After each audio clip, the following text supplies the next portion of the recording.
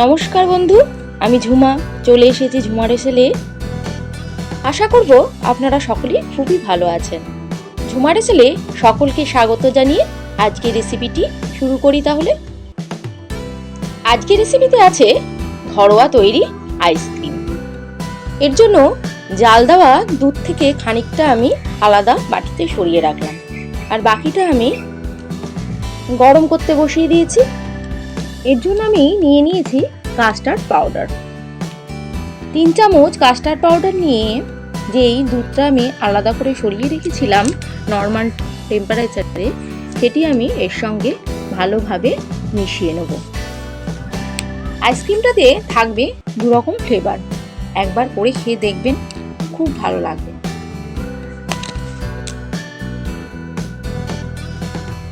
আর নিয়ে নিয়েছি 2টো happy happy বিস্কুটের প্যাকেট। বিস্কুটগুলো মিক্সারে সামান্য পরিমাণ জল দিয়ে আমি গ্রাইন্ড করে নেব।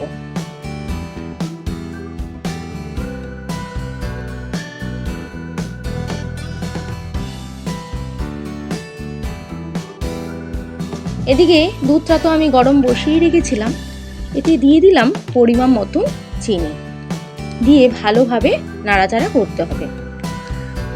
চিনিটা গলে গেছে, এবার দিয়ে দেবো দুধ আর কাস্টার্ড পাউডার দিয়ে মেশানো উপকরণটি।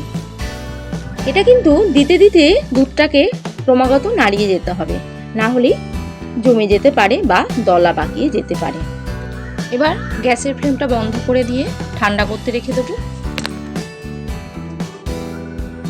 এদিকে আমার কাস্টার্ড মেশানো দুধটাও ঠান্ডা হয়ে গেছে, এটাকেও আমি মিক্সারে গ্রাইন্ড করে নেব।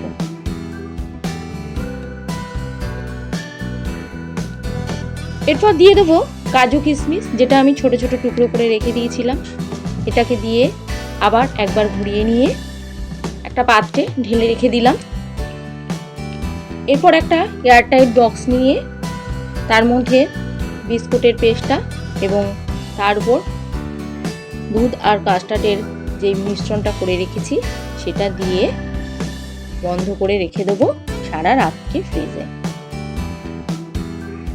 দেখুন আমার আইসক্রিমটা হয়ে গেছে। এরপর এটাকে কেটে নিয়ে সার্ভ করে দিলেই ব্যাস হয়ে যাবে ঘরোয়া তৈরি আইসক্রিম। আজকের রেসিপিটি কেমন লাগলো তা অবশ্যই কমেন্ট করে জানাবেন। ভালো লাগলে একটা লাইক ও শেয়ার করে দেবেন। আমার পরবর্তী ভিডিওর আপডেট পাওয়ার জন্য চ্যানেলটি সাবস্ক্রাইব করে বেল আইকনটি অবশ্যই টিপে দেবেন। ঝুমা রেসেলে আসার জন্য সকলকে অনেক অনেক ধন্যবাদ। সবশেষে বলবো নমস্কার বন্ধু, সুস্থ থাকুন, ভালো থাকুন।